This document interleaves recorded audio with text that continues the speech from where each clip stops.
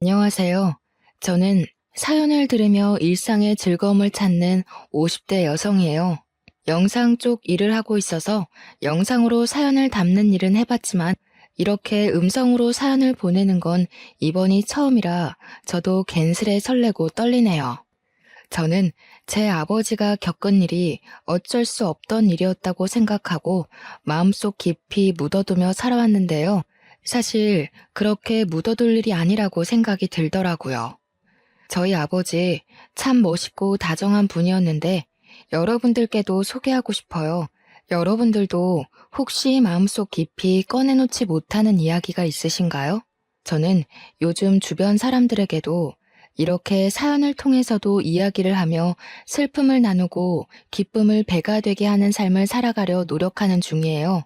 여러분들도 혹여 마음으로만 울고 있는 이야기가 있다면 속 시원하게 꺼내놓고 훌훌 털어버릴 수 있으시면 좋겠어요. 마음으로 응원할게요. 이제부터 제가 겪었던 이야기를 시작해 볼게요. 긴 이야기지만 재미있게 들어주시면 감사하겠습니다. 제 어머니와 아버지 두 분은 모두 무명 배우 생활을 꽤 오랜 기간 해오셨어요. 두 분께서는 연극 무대에 주로 오르셨고 텔레비전 프로그램에는 단역으로 짧게 나오는 경우가 많았어요. 아버지께서는 대학에서 전공도 연극 영화를 하셨는데 어머니께서는 고등학교 졸업 이후에 바로 연극 무대에서 배우로 일을 시작하게 되셨다고 해요. 같은 분야의 일을 하셨던 두 분은 고되고 힘든 연기 생활과 연극 무대라는 공통점을 배경으로 애정을 키우셨더라고요. 아버지는 연기와 연극에 대해 대학에서 전공까지 하며 배웠다고 해서 극단에서 아버지에 대한 대우가 남달랐다고 해요. 하지만 어머니께서는 처음부터 배우를 하시기보다는 연극 홍보용 포스터를 그리고 칠하고 만들어서 사람들한테 홍보하는 소위 말하는 삐끼 역할을 하기도 하고 연극 무대의 소품을 만들고 무대의 뒷배경을 만들기도 하는 잡일들을 오랫동안 했다고 해요. 그래도 자신의 꿈을 이루는 과정이라 생각하고 누구보다 땀 흘리며 열심히 극단에서 일을 했고요. 그런 어머니의 진가를 알아보신 아버지께서 어머니를 배우로서 추천을 하시고 서로 상대 배우로서 역할을 하며 연기를 하기도 하며 마음을 키우기 시작하신 것이었죠. 저희 부모님 두 분의 순수한 러브스토리 텔레비전 드라마에서나 나올 법하지 않나요? 저의 어린 시절부터 어머니 아버지 두 분은 모두 연극, 드라마, 영화 분야에 다양하게 관심이 많으셨기에 저도 자연스레 그쪽 분야에 대한 관심이 끊이질 않았어요. 한마디로 연기에 일찍 눈을 뜨게 되었던 거죠. 하지만 제 관심과 열정에 부모님은 걱정을 하시더군요. 이 분야가 쉬운 분야가 아니라는 것을 몸소 겪으셨던 분들이셨고 사실 저도 부모님을 통해 보고 들어온 얘기들이 많아서 쉽지 않은 길이라는 것을 알고 있었어요. 그리고 저희 집 형편을 생각해봐도 그러했죠. 연예계는 한두 명의 소수나 스타만이 반짝 뜨고 그 외에 대다수 사람들은 먹고 살기도 참 팍팍하게 힘들다는 것을 직접 옆에서 보며 자라왔기 때문이에요. 은하야, 그래도 연기가 하고 싶어? 진짜 힘들걸? 배고프고 힘든 순간이 예쁘고 신나는 순간들보다 훨씬 많을 거야. 응, 엄마, 그래도 나 연기할 거야. 엄마 아빠 보면 힘들어도 연기하면서 행복하잖아요. 그니까 포기 안 하고 연기하고 있는 거고. 어이구, 그래. 우리 은하 큰딸 대견하네. 힘든 길이라는 것을 알면서도 씩씩하게 하려는 마음이 아주 이뻐. 어머니 아버지의 젊은 시절 동료라고 할 수 있는 친구분들 중에서 중년의 나이가 되실 때까지 연극이나 연기 쪽으로 일을 하시는 경우는 정말 드물었어요. 아니, 거의 없다고 말하는 게 맞는 정도였죠. 부부인데 두 분 모두 연기 생활을 하고 계시는 경우는 저희 부모님이 유일한 정도였죠. 어려운 환경일지라도 연기를 계속 꾸준히 하실 수 있으셨던 원동력은 연기를 본업으로 생각하고 열정을 다하면서도 겸업을 하셨기 때문이에요. 아버지께서는 개인 택시를 운전하셨어요. 회사에 얽매여 있지 않아서 자유로이 일할 수 있는 게 참 좋다며 즐겁게 일을 하셨죠. 연기를 하면서 이렇게 일도 할 수 있다는 게 난 참 좋다. 은하랑 지아랑 두 딸이랑 밥도 자주 먹고 놀기도 자주 놀고 그러면서도 일할 수 있는 게 얼마나 좋아. 어머니께서는 시장이나 마트를 돌아다니며 부족한 일손을 돕는 부업 일을 하셨어요. 워낙 고우신 외모와 성실하신 성품 덕에 일을 하는 곳 어디에서도 항상 인기가 좋으셨죠. 그렇게 제 부모님은 누구보다 열심히 살아가시면서 연기를 놓지 않고 지내셨어요. 저는 혈기왕성함으로 무장한 젊은 배우가 아닐지라도 열정이 넘치고 꿈을 포기하지 않는 부모님이 존경스러웠어요. 여느 때와 같이 아버지는 드라마의 조연으로 출연하는 일을 마치시고 새벽까지 개인 택시 일을 하고 계셨어요. 새벽에 트럭이 차선을 넘어와 아버지의 차를 들이받았고 아버지는 차와 부딪히고 가드레일에 치이셨어요. 양심이 있다면 사고 수습은 해야 하는 게 맞지 않겠어요? 저희 아버지 차량은 가드레일에 부딪혀서 차량의 형태도 못 알아보게 되었는데 사고를 낸 사람은 신고도 하지 않고 사고 차량을 몰고 바로 도주를 해버렸고요. 한마디로 뺑소니였던 거죠. 바로 신고라도 해줬더라면 지금의 아버지는 어떠실지 궁금하기도 하네요. 지나가던 차량들이 주춤거리다가 신고를 해줘서 구급대가 출동해서 아버지를 병원으로 이송할 수 있었고 경찰들이 사고 현장을 조사할 수 있었다고 해요. 범인을 찾기 위해 경찰들이 조사를 하고 저희 가족들은 사고 현장 근처에 현수막을 걸어두기도 했지만 역부족이었나 봐요. 하필이면 CCTV 사각지대에서 사고가 날 거라는 생각은 못했겠죠. 범인을 잡지 못한 분한 마음은 둘째치고 아버지께서 급작스러운 사고를 당하시고 병원 신세를 지게 되신 상황이 저희 가족에겐 더 큰 시련이었죠. 항상 가족의 기둥과 같은 분이셨는데 한순간에 이런 일이 일어날 줄 몰랐어요. 저와 동생 그리고 어머니께서 번갈아 가며 아버지 병간호를 했습니다. 몸을 움직이기도 어려운 수준이었기 때문에 갓난 아기를 돌보듯 모든 것을 저희 손을 통해 해야 했어요. 식사를 도와드리고 용변 보시는 것까지도 저희의 도움이 필요했죠. 저희도 어찌할 수 없는 저녁 시간에는 성인용 기저귀를 사용하셨는데 아버지께서는 어떤 것보다 그 점을 불편해하시고 싫어하셨어요. 어쩌면 부끄럽고 자식들 앞에서 못 볼 꼴을 보인다고 생각하셨던 것 같아요. 누구에게도 그렇게 의지하신 적이 없는 분이 본인 힘으로 할 수 있는 게 없고 화장실도 혼자 가지 못하다 보니 자존심이 많이 상해하셨죠. 아버지는 병원 생활을 무척이나 괴로워하셨어요. 이렇게 살 바에는 죽는 게 낫지, 죽는 게 나아. 아버지께서는 언젠가는 연기자로서 나중에는 노년 배우로서 당당하게 인정을 받을 거라 누누이 말씀하셨어요. 사고를 당하시게 되고 그 꿈을 이루지 못할 수도 있겠다는 좌절감이 크셨던 것 같아요. 어머니께서도 겸업을 하시며 연기 생활을 이어왔지만 도저히 불가능하다는 생각을 하시고는 풀타임으로 시장과 마트를 오가시며 아버지의 병원비를 벌기 위해 2배, 3배로 일을 더 하실 수밖에 없었어요. 그래도 내가 일 좀 더 할 수 있냐고 부탁했을 때 내치지 않고 일감들을 넉넉하게 주시는 게 나는 얼마나 다행인지 싶어. 저희 가족은 아버지가 나아지실 거라는 희망을 품고 살아갔죠. 고등학생이었던 저와 동생도 아르바이트를 하며 생활비와 병원비에 보탬을 드리려고 노력을 했고요. 하지만 차가운 현실은 저희의 희망과는 달랐어요. 새벽 5시를 넘겼던 시간으로 기억해요.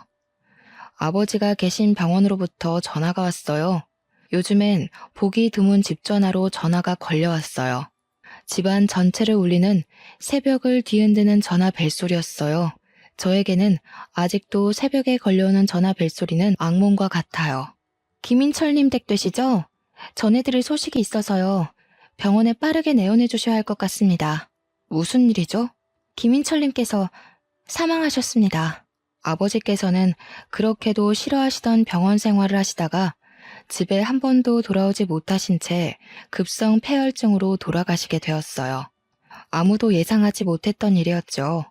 저와 제 동생은 다음날 학교에 가기 위해 집에서 잠을 자고 있었고 어머니께서는 새벽 시장에서 일을 하고 계셨어요. 저희 가족 그 누구도 아버지의 임종을 지키지 못했어요. 지금 돌이켜 생각해봐도 정말 눈물이 앞을 가려요. 그 기억은 제 평생 없어지지 않을 아픈 기억이에요. 저희 가족의 지친 몸과 마음은 오직 아버지의 회복만을 바라고 달려왔는데 이렇게 허망하게 돌아가실 줄 몰랐어요. 저와 동생은 정말 아이처럼 그렇게 엉엉 울었어요.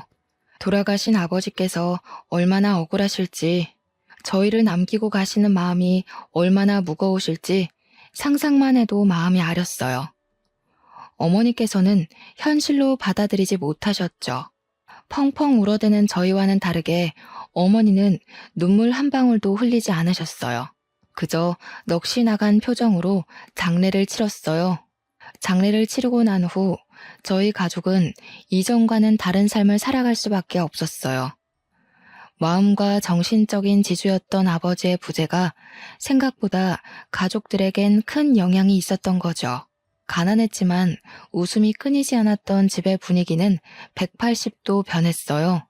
하루하루 막막하게 느껴지는 그 무게감을 우리 가족 모두가 감당했어야 했기 때문이죠. 은하야, 어떻게 하니? 우리 어떻게 살아갈 수 있겠니? 막막하구나.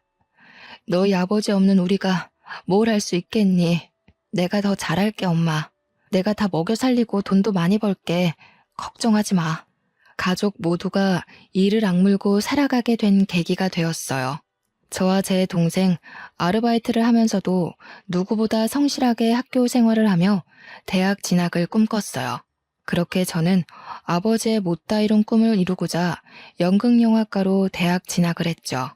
4년 내내 연기도 해보고 연출도 해봤지만 생각보다 연기보다 연출이 저에게는 더 맞았어요. 그래서 오직 연기만 하겠다고 마음을 먹었다가 진로의 방향을 틀었죠. 저는 대학에서 배운 연극과 영화, 연출이 전부인 양 꿈에 부풀어 취직시장에 뛰어들었어요.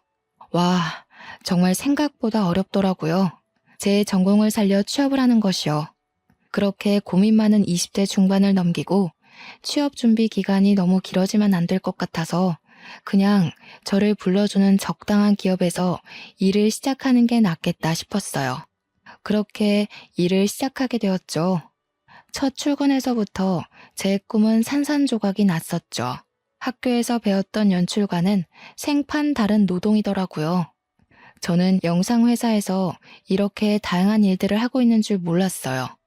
조연출 일부터 시작을 했는데 갖은 보조원 역할은 다 했어요.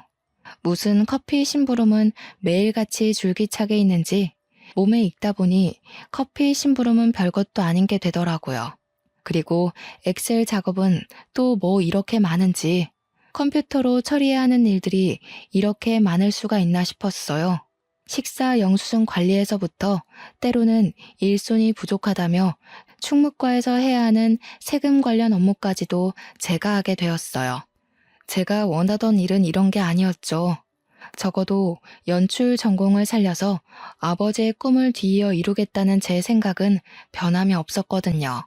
아버지 어머니께서 연기를 하셨지만 저는 두 분의 진심 어린 연기를 어린 시절부터 봐왔기에 자신의 열정과 진심을 표현하는 연기자들, 사연들, 사람들을 영상으로 담고 싶어서 회사에 입사했는데 도대체 회사에서는 연출이나 연기와 관련된 업무는커녕 일부러 그러는 건지 다른 잡무들만 잔뜩 시키더군요. 하지만 저는 첫 술에 배부를 수 없는 거라 생각하고 저 스스로를 다지며 위로하며 일을 했어요. 이렇게 열심히 지내다 보면 제 진심을 알아주는 누군가가 있을 거라 생각했기 때문이죠. 저는 꼭 어머니 아버지 같은 진정한 배우를 모시고 영상에 담아내는 PD가 되고 싶었어요.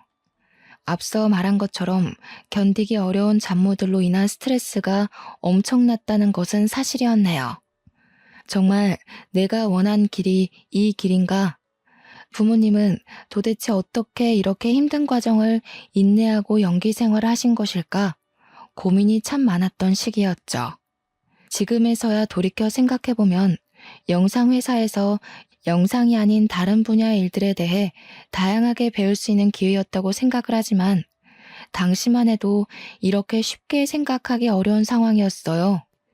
이 일을 시작하고 5년 차가 되었던 시기였어요. 일을 다니던 5년간 매년 영수증 관리나 시켰던 상사가 웬일로 저에게 영상 소재에 대해 같이 회의해보자고 제안을 했어요. 평소 그려왔던 다큐멘터리에 대해 신나게 말씀드렸죠. 회사에서 제대로 설명드리기 위해서 회의 자료들도 정말 열심히 만들어가고 PPT 작업까지도 해서 프레젠테이션을 발표했죠. 제가 오랫동안 기획해온 다큐멘터리 내용입니다. 모두가 주인공에만 스포트라이트를 비추고 박수를 쳐줄 때 누군가는 분명히 단역 조연으로 스포트라이트 밖에서 최선을 다하고 있죠. 이걸 저희 다큐에서 담으면 좋을 것 같아요. 제 열정에 대해 좋게 봐주신 것인지 여태 한 번도 없었던 인물과 장소 섭외에 대해 저에게 완전 일임을 해주셨어요. 아이디어를 더 디테일하게 내면서 어떤 영상 작품을 만들지 즐거운 고민이 시작됐죠. 몸은 힘들지라도 내 아이디어가 담긴 영상 작품이 생긴다는 마음에 굉장히 들뜨더라고요. 제가 어린 시절부터 꿈꾸듯 그려왔던 작품을 해야겠다 마음먹었어요. 무명 배우 단역으로서의 삶을 담은 다큐멘터리. 작품을 만들게 되었어요. 누구에게도 말씀드리지 않고 처음으로 엄마에게 출연이 가능하실지 제의를 드렸어요. 엄마, 여태껏 엄마가 아닌 다른 사람들이 주인공인 무대에 많이 섰잖아요. 이번에는 엄마가 주인공인 무대 어때요? 내가 다큐멘터리 하나 만들게 되었는데 엄마가 주인공이었으면 해서. 어머, 너무 잘 됐다. 작품 만들고 싶어 했던 건 오래전부터의 일인데 벌써 몇 년 동안 회사 생활을 하고 결국 네 작품을 만드는구나. 고생 끝에 정말 낙이 온다더니 축하해, 딸. 그런데 엄마는 너무 늙고 못나서 출연하긴 좀 그래. 아니, 엄마가 어디가 어때서 그래요.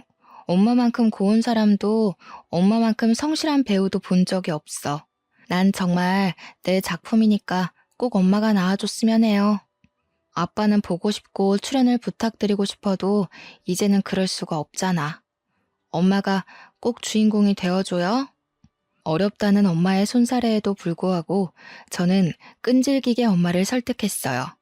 주인공이 엄마 혼자는 아니니까 너무 부담 갖지 않아도 된다는 점과 엄마의 진실한 이야기를 누군가에게 들려줄 수 있다는 것이 얼마나 큰 기회냐고 말씀드렸죠. 엄마는 생업이 바빠 연기 생활을 그만둔 지 오래라며 걱정하셨지만 어쩔 수 없이 그만뒀던 연기였기에 그만큼 연기에 대한 아쉬움이 남으시기도 하셨던 것 같아요. 결국 제 설득 끝에 출연을 하시기로 했죠. 엄마, 아버지 돌아가시고 연기 생활하고 싶어도 못했잖아요. 그 한을 좀 풀자. 우리 엄마 예쁜 얼굴 아깝단 말이야. 딸내미가 만드는 영상에 출연한다는 것도 얼마나 기분 좋은 일이야. 한번 나와줘요, 안배우님. 어머니를 필두로 다양한 단역 배우들을 섭외하고 다큐멘터리를 찍게 되었어요. 촬영 배경은 주로 대학로나 여의도였고요. 연극이나 방송을 짧게 하시는 경우가 많았고 대부분 사업을 하시거나 다른 일을 병행하면서 연기를 하셔서 양해를 구하며 촬영을 하게 되었죠. 아이고, 참 내가 뭐라고 이렇게 또 방송을 타게 해주나. 너무 고마워요. 촬영하시는 분들 고생이 많네요. 은하도 그렇고. 어머니가 주인공인 방송은 처음이시죠? 떨리실 것 같아요. 그래도 최대한 긴장 풀고 편히 말씀해 주세요. 인터뷰 형식으로 진행되다 보니 어렵지 않으실 거예요. 엄마가 겪어온 이야기, 연기에 대한 생각들 솔직하게만 이야기하시면 돼요. 저희 어머니는 주로 인터뷰 형식으로 촬영을 했어요. 이전에 어떤 사연이 있었는지를 말씀해 주셨죠. 어머니의 남편, 제 아버지와 연기로 만나고 사랑을 키워 아이들까지 낳아 키웠지만 허망한 사고로 먼저 이 세상을 떠났다는 이야기를 담았어요. 연기자에 대한 이야기인데 어머니의 사연이 사연인지라 뺑소니 사고에 대한 이야기를 길게 하시더라고요.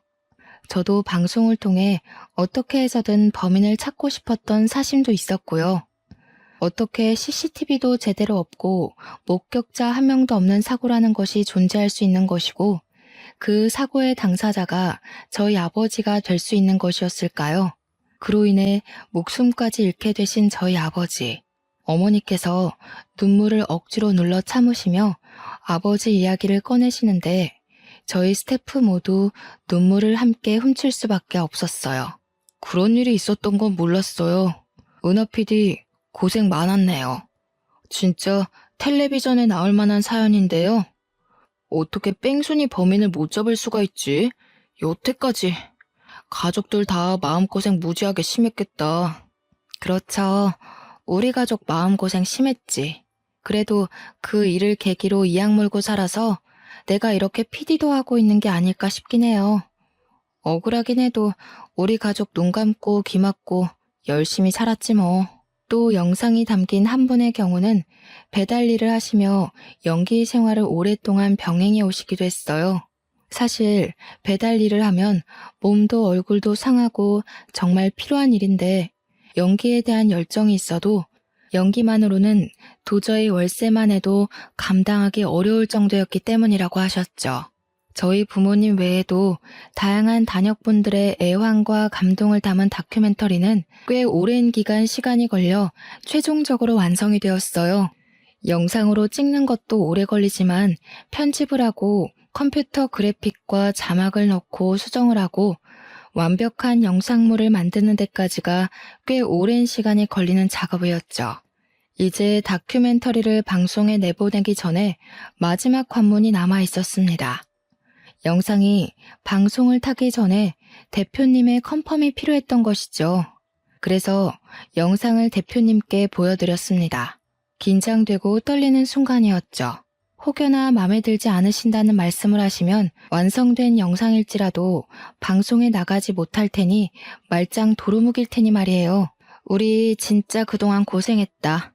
이제 마지막으로 조금만 더 힘내서 일해봅시다. 대표님 컨펌만 떨어지면 끝이야 끝. 그러게요. 드디어 끝이라는 게 보이기는 하네요. 와, 진짜 고생했다 우리. 컨펌 잘 되면 좋겠어요, 진짜로.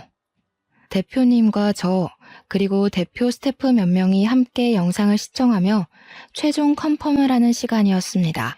저는 입이 바싹바싹 마르더군요. 그렇게 긴장이 되던 것은 일을 하면서는 처음 있던 일이었죠. 갑자기 당황스러운 일이 벌어졌어요. 영상을 잘 보고 계시던 대표님이 오열을 하시는 상황이 생긴 거죠. 처음에는 당황한 표정을 감추지 못하셨는데 이내 눈물을 터뜨리시더라고요. 이게 무슨 상황인가 싶었죠. 저는 놀라서 입을 다물지 못했지만 대표님께 휴지를 내어드리며 조용히 괜찮으시냐고 영상에 문제가 많다고 생각이 드시냐고 여쭤보았어요.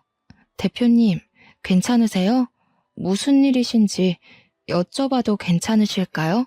제 영상 감동적일 수는 있지만 대표님께서 오열하시면서까지 그렇게 울만한 이야기는 아니었는데요. 아, 미안해요, 은하씨. 지금 내가 너무 마음이 가라앉지를 않아서 다음에 따로 시간 내서 말씀드릴게요. 저도 생각 정리 좀 해야 할 것 같아서요. 대표님의 뜬금없는 오열에 당황한 저와 스태프들은 침묵을 지키며 사무실에 각자 자리로 돌아왔습니다. 순간 저희의 노력이 물거품이 된 것만 같은 기분이 들었어요. 감동적인 포인트가 있다고 해도 그렇게 오해할 만큼의 슬픈 이야기는 분명히 아니었는데 대표님이 왜 저렇게 우시는 거지? 우리가 뭔가 잘못했나? 대표님이 무슨 큰일을 당하셨나? 우리 영상에는 누가 없어야 하는 건가 싶었어요. 입사 후에 한 번도 누구 앞에서 눈물을 보이신 적이 없으셨던 분인지라 저희 모두 크게 놀랐습니다. 대표님도 눈물이라는 게 있는 사람이구나 싶으면서도 무슨 큰일이라도 난 건가 싶더라고요.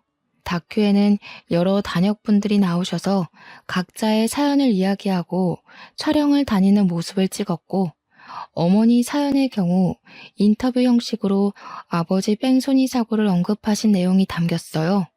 어느 포인트에서 대표님이 오열하신 건지 아무리 생각해봐도 잘 모르겠더군요.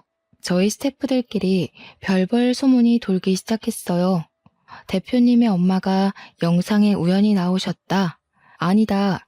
대표님 아버지가 나오신 게 틀림없다. 아니, 자기 무명 시절이 생각나서 그런 거다 등등 다양한 이야기들이 오가더군요. 아니, 나 진짜 우리 대표님이 저렇게 오열하는 거 난생 처음 봤다니까? 그렇게 올만한 내용도 아니었는데 말이지. 뭔가 이상해. 수상해. 뭔가 있다니까 이거. 그런가요? 저희가 뭔가 특이하거나 이상한 내용을 담은 건 아닌데 반응이 의외이긴 했어요. 저는 다른 것보다 제 입봉작인데 방송도 못하고 묻힐까봐 제일 걱정스럽다니까요. 아, 걱정이에요, 걱정. 며칠이 지난 후 대표님이 저를 개인적으로 부르셨어요. 다큐멘터리의 총 책임자이기 때문에 저를 부르셨겠거니 가벼운 마음으로 사장님을 뵈러 갔죠. 하지만 대표님 방에서 나올 때 제가 어떤 마음과 어떤 표정으로 나오게 될지는 전혀 예상하지 못했죠. 은하 PD, 어서 와요. 영상 찍느라 고생 많았죠? 편집도 무지하게 길었을 텐데 피곤은 좀 풀렸어요? 이럴 때 좀 쉬어야 다음 작품 쉽게 시작하지. 아, 네, 감사합니다. 피곤하긴 하네요. 영상 일, 연출 일이 쉽지 않다는 거 알고 시작했는데도 역시 힘들긴 하네요. 체력이 너무 딸려서 죽겠어요, 매일매일. 커피를 달고 삽니다. 대표님은 괜찮으신 거죠? 아유, 그럼 나야 너무 괜찮지. 은하 PD 노고에 비하면 내가 뭐 비할 바가 아니지. 그런데 조금 어려운 이야기를 해볼까 해. 고민이 많았는데 계속 숨기는 건 도저히 은하 PD한테 예의가 아닌 것 같아서. 대표님이 무게를 잡으시며 하셨던 이야기는 상상 초월의 내용이었어요. 대표님은 어린 시절 아버지 밑에서 자라셨다고 해요. 한부모 가정에서 자라셨던 거죠. 어려운 환경 속에서 자라셨다며 한참을 뜸을 들이며 말씀하시더군요. 은하 PD, 이런 이야기를 전하게 될 줄은 몰랐는데 정말 미안해. 놀라지 않았으면 좋겠는데 놀랄 수밖에 없는 이야기야. 아, 괜찮아요, 대표님. 어서 말씀해 주세요. 대표님께서는 다시 어린 시절 이야기를 이어가셨어요. 아버지와 함께 지내왔는데 아버지께서 야채 트럭을 운영하셨다고 하시는 거예요. 아, 그렇구나 듣는데 이런 이야기를 왜 나한테 하는 거지? 의문스럽게 느껴졌어요. 그렇지만 제가 다니고 있는 회사의 대표님께서 하시는 말씀이니 제가 이렇다 저렇다 말하지 못하고 묵묵히 듣기만 했어요. 야채 트럭. 그런데 그 야채 트럭을 몰고 새벽에 운전하던 중에 아버지께서 사고를 내신 적이 있다고 하시더군요. 조수석에는 아들인 본인을 옆에 태우신 채로요. 사고가 워낙 크게 나서 기억이 나신다며 설명을 하셨어요. 그 새벽에 우리 아버지 야채 트럭이 승용차를 박았어. 아버지께서 새벽에 졸음운전을 하신 탓이었지. 중앙선을 살짝 넘어간다 싶었는데 기어코 옆 차선에서 오던 차를 친 거야. 그 차는 택시였고 동승자는 없이 기사님 한 분만 타 계셨어. 그리고 그 택시는 가드레일을 강하게 박았고 택시는 형태를 알아보기 힘들게 찌그러졌어. 네? 무슨 말씀이세요? 나는 조수석에서 선잠을 자고 있었고 부딪히는 소리와 충격에 놀라서 깨버렸지. 아버지께서는 운전대를 잡고 있는 손을 벌벌 떨고 고개를 들지 못하고 계셨어. 나는 아빠를 계속 불렀고 무서워서 울어버렸어. 그런데 아버지는 숙였던 고개를 들고 나를 한번 쳐다보시고 주위를 살피며 그대로 집으로 오셨어. 대표님은 계속 말씀을 이어가셨어요. 다큐멘터리에서 언급된 사고 현장은 아버지께서 자주 다니던 길이라 CCTV가 없었다는 것을 확실히 알고 계셨다고 해요. 하지만 아버지와 대표님이 보지 못한 목격자가 있을 수도 있을 거라는 생각은 있었고 언제든 아버지와 대표님께서 잡혀갈 수 있다는 죄책감이 있었다고 흐느끼셨어요. 하지만 아버지 없이는 살 수 없는 어린 대표님을 두고 감옥에 들어가실 수 없으셨는지 그렇게 뺑소니로 현장을 떠나셨던 거라고 하셨어요. 이런 이야기가 은하 씨 마음을 위로할 수 없다는 거 잘 알아. 그 사고 꽤 컸고 기사님도 많이 다치셨을 거라 생각하긴 했었어. 정말 미안해. 너무 미안해. 이 빚을 어떻게 갚아야 할지 모르겠어. 마음속으로만 지녀왔던 괴로움과 죄책감이었는데 이제 명확해졌어. 잊힐 수 있을 거라 생각했는데 아니었고. 제가 만든 다큐멘터리를 통해 보니 제 어머니의 남편분, 즉 제 아버지의 사고에 대한 인터뷰가 대표님의 두 눈으로 봤던 어린 시절의 사고 현장에 대한 기억과 일치한 것을 보고 오열을 하셨다고 했어요. 설마 아니겠지 하며 외면해왔던 과오를 이렇게 마주하게 될 줄은 꿈에도 모르셨던 것이었죠. 저도 당황스럽기는 매한가지였습니다. 대표님은 아버지의 상황에 대해 아시는 것이 없으셨겠지만 제 아버지는 이미 이 세상을 떠난 지 오랜 세월이 흘렀기 때문이죠. 그 세월 동안 저희 가족이 받았던 상처와 눈물은 어떻게 보상이 될지 머리가 새하얘졌습니다. 그렇게 오랫동안 찾아 헤매왔던 뺑소니 사고의 목격자가 여기 이렇게 제 눈앞에 버젓이 있다뇨. 그런데 그 목격자가 뺑소니범의 아들이었고 사고에 대해서는 몇십 년간 침묵으로 일관해왔다뇨. 대표님이라고 하지만 참을 수 없는 화와 눈물이 뒤섞여 나왔습니다. 억울하고 화가 나서 미칠 것만 같았어요. 성실하고 다정했던 우리 아빠의 삶, 생명은 누가 어떻게 보상해주겠어요. 주변에서도 다들 사고당한 사람만 불쌍하다며 그렇게도 수군거렸는데 말이죠. 나라도 어렸어도 바로 신고를 했어야 하는데 정말 후회해. 정말 미안해. 끔찍하게 사죄해요, 은하 씨.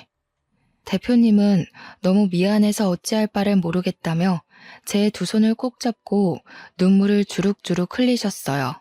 아버지께서는 현재 나이가 노쇠하셔서 요양병원에 치매 환자로 입원해 계신다고 했어요. 대표님 아버지께서 정말 죄인이고 본인도 마찬가지라며 아버지께서 이런 일을 겪게 되신 것 정말 마음 아프고 유감이라고 말씀하셨어요.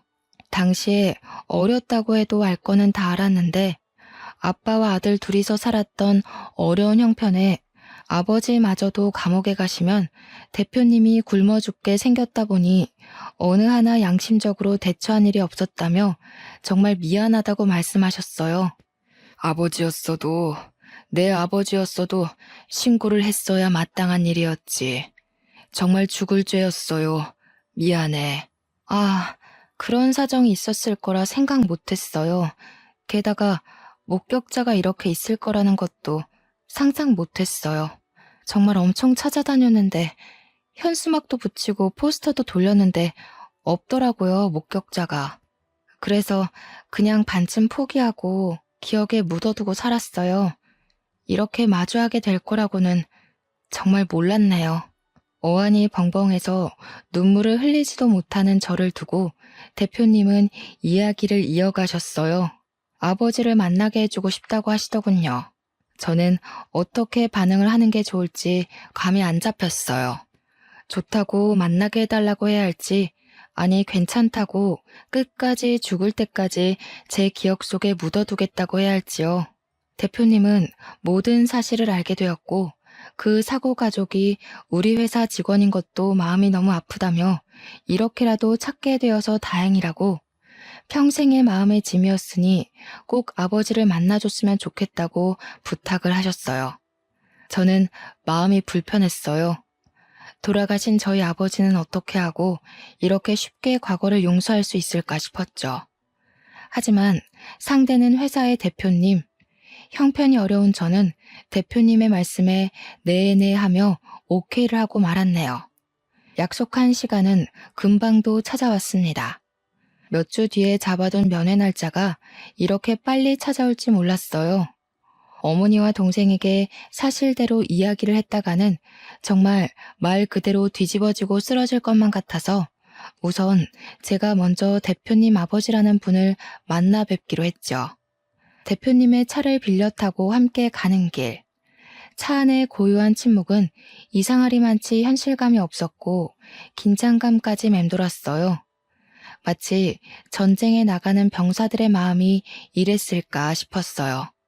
가긴 가야 하는데, 마주하긴 마주해야 하는데, 뭘 어쩌지 싶은 마음에 정말 피하고 싶더군요. 그렇게 요양병원 앞에 도착을 했죠. 시간이 멈춰버렸으면 좋겠다는 생각밖에 들지 않았어요. 어린 시절부터 그려왔던 우리 아빠를 아프게 하고 죽게 만든 뺑소니범은 뿔 달리고 악마같이 생긴 나쁜 사람일 거라 생각했는데 그게 아닐 수도 있다는 가능성이 참 머릿속을 복잡하게 만들었어요. 은하 PD, 이쪽이야. 내가 앞장설게요. 아, 네.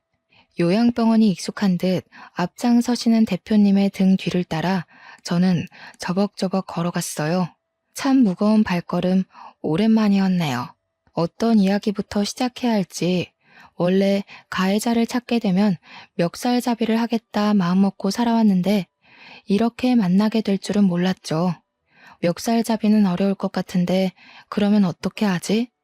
내 화와 분노와 억울함을 어떻게 표현을 해야 하지? 고민을 하며 병실로 걸어 들어갔어요. 아버지, 저의 기억 속에 가장 아픈 이야기를 해야 할 것 같아요. 이제는 분명히 마무리해야 할 것 같아서요. 이렇게 이야기를 하시며 대표님은 먼저 무릎을 꿇고 이야기를 시작하셨어요. 노쇠한 노인분이 침대에서 내려와 대표님과 함께 나란히 무릎을 꿇고 눈물을 흘리셨어요. 저는 제 사연을 이야기할 수밖에 없었죠. 어떻게 살아왔고 어떤 아빠였는지 갑자기 우리 곁을 떠나시게 되었는데 뺑소니 사고였고 목격자도 CCTV도 없어서 할 수 있는 일이 없었다는 것. 경찰 조사도 금세 끝나버리고 억울한 마음이 풀리기도 전에 당장 입에 풀칠하기도 바빠 일을 시작할 수밖에 없었다는 것을 이야기했어요. 어쨌든 저쨌든 우리가 어떤 이야기를 하고 슬퍼해도 저희 아버지는 이미 이 세상에 계시지 않아요. 우리 아빠 살려내요. 미안합니다. 죄송합니다. 입이 1000개 만개여도 부족해요. 경찰서 앞을 몇 번을 찾아갔는지 모르겠어요. 이 노인네가 갈 때가 다 돼서야 이렇게 마음을 전하네요. 부족한 인간이라 미안해요. 내가 그때 제대로 죗값을 치렀어야 하는 건데 정말 미안해요, 아가씨. 치매가 있다고 하셨는데 제가 전했던 이야기를 들으시고는 옛 기억이 떠오르셨는지 함께 눈물을 흘리시며 진심으로 참회를 하시더군요. 그때로 돌아갈 수는 없다는 것을 알지만 다시 돌아간다면 꼭 당신께서 감옥에 갔을 것이라며 그렇게 바로 경찰에 신고를 했더라면 아버지께서 덜 억울하셔서 돌아가시지는 않으셨을 수도 있을 거라는 이야기를 하셨어요. 말씀이라도 그렇게 따뜻하게 해주시는 게 감사하더군요. 평생을 증오하던 아빠를 죽인 범죄자란 사실이 믿기지 않게 그 진심이 담긴 한두 마디의 말이 사람 마음을 이렇게 어루만질 수도 있구나 싶었죠. 정말 내가 저승에 가서라도 죗값은 달게 받을 거야. 내가 그대들 가족들에게 몹쓸 짓을 했지. 내 새끼만 귀한 줄 알고 살면 뭐하나. 짐승만도 못한 거지.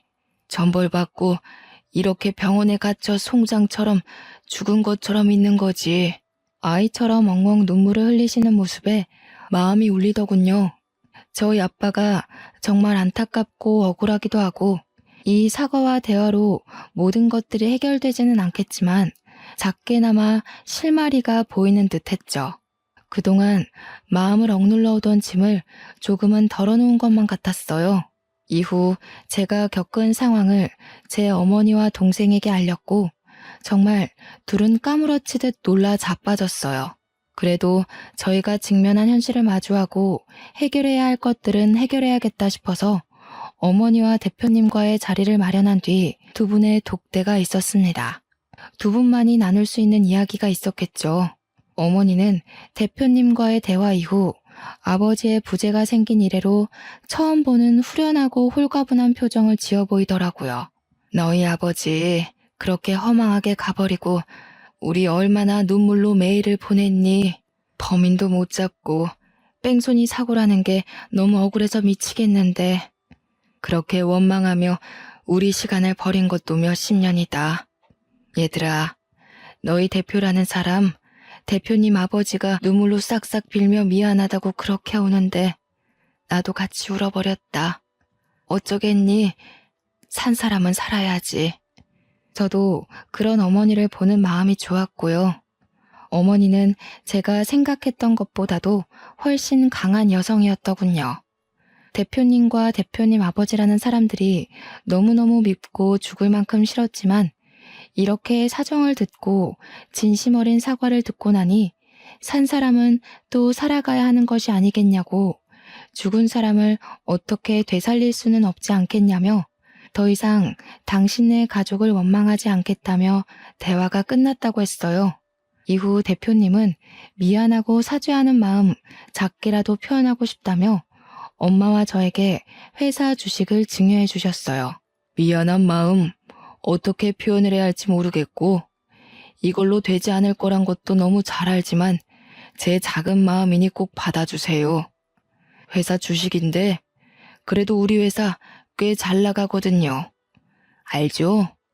은하 PD는 알 거야. 미안하고 고마워서 그래. 일개 회사원이었던 내가 갑자기 대주주가 되어버리는 상황이 만들어진 거죠. 회사는 제 생각보다 좋은 곳이었나 봐요. 이후로 쭉 승승장구하며 기업의 크기가 커지다가 대기업에 합병되어 운영이 되었고 저는 그 주식을 팔고 엄마와 동생과 함께 넉넉히 오붓하게 평화롭게 잘 살아가고 있어요. 이렇게 제 긴 이야기는 마무리가 됩니다. 연기하시는 부모님 밑에서 자라며 연기, 연극, 연출에 자연스럽게 관심을 가졌고 운이 좋게도 대학 졸업 후 바로 영상회사에 취업하게 되어 쪼들리는 생활비 걱정은 접어두고 살 수 있었는데 저를 뽑아준 회사 대표님께서 저희 아버지와 이렇게 관련이 있었던 사람이라고는 생각을 못했죠.